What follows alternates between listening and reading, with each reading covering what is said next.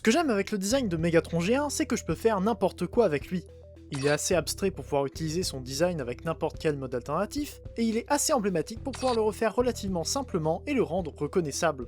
C'est pour ça que j'ai décidé d'en faire un autre. Comme souvent quand je veux essayer de nouvelles pièces, j'ai fait un Megatron G1. Et comme souvent, j'ai décidé de ne pas le faire se transformer en pistolet.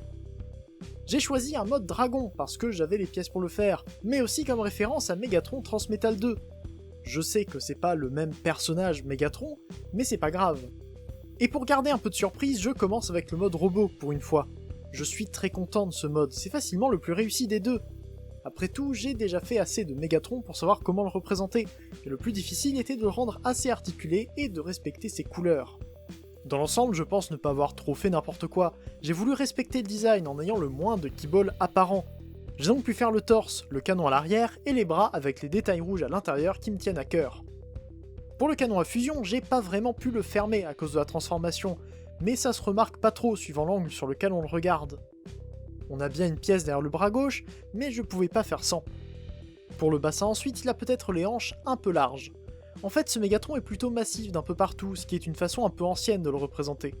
J'ai l'impression de voir plutôt les proportions utilisées dans les premiers Mégatrons non officiels à l'échelle Masterpiece, comme le X-Transbots Apollyon par exemple, alors que les Mégatrons d'ailleurs plus cartoon comme le Masterpiece ou le Red sont plus fins que ça.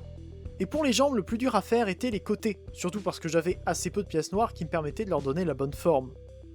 Mais là où on trouve le plus de keyballs, c'est par l'arrière. Je dirais pas que ce Mégatron fonctionne seulement par la face avant, mais il a tout de suite plus de pièces visibles quand on le regarde par derrière. Bon, on a quand même moins de pièces gênantes que sur un Mégatron qui se transformerait en pistolet, et je suis très content du dos en lui-même que je trouve plutôt réussi. Et j'ai voulu travailler sur les articulations tout autant que sur le design du robot.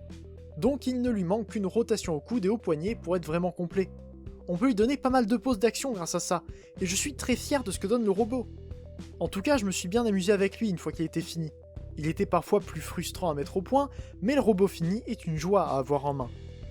Mais à transformer, il est encore plus intéressant.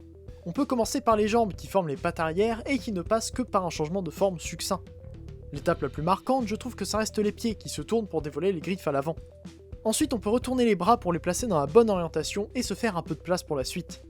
Et j'en profite pour sortir le bout de la queue qui se cachait à peine derrière l'avant-bras gauche.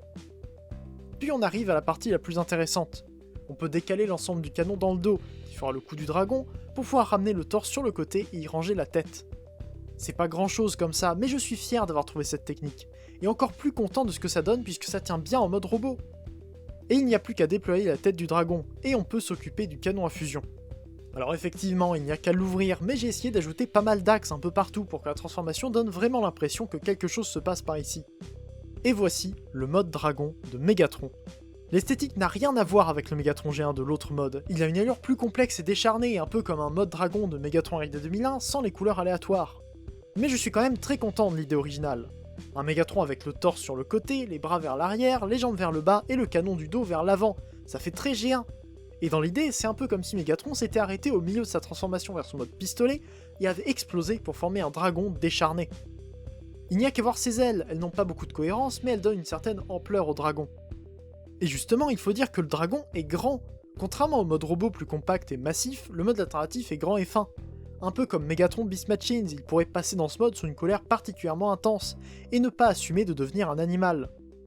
Il y a tellement de potentiel dans ce design, des idées que j'avais pas au moment de le construire, mais qui me viennent en l'ayant en main. Et ça me rend d'autant plus fier de vous présenter ce modèle maintenant, surtout que c'est assez rare pour moi d'en faire un en vrai ces derniers temps. Et niveau articulation, les jambes sont les mêmes que celles du robot. Les bras sont évidemment limités à cause de leur taille, et le cou est sur plusieurs ball joints qui lui permettent beaucoup de mise en scène. Et avec tout ça, j'ai plus rien à dire sur ce Megatron Dragon G1. Comme d'habitude, j'attends vos retours en commentaire et je vous invite à vous abonner pour ne pas louper mes futures vidéos. Soutenez-moi également sur Tipeee si vous le pouvez et faites un tour sur l'Arche sur Discord pour discuter autour de Transformers et partagez vous aussi vos Transformers en Lego. On se retrouve bientôt pour une prochaine vidéo, c'était Ida, fin de jour, fin de forme toujours et salut.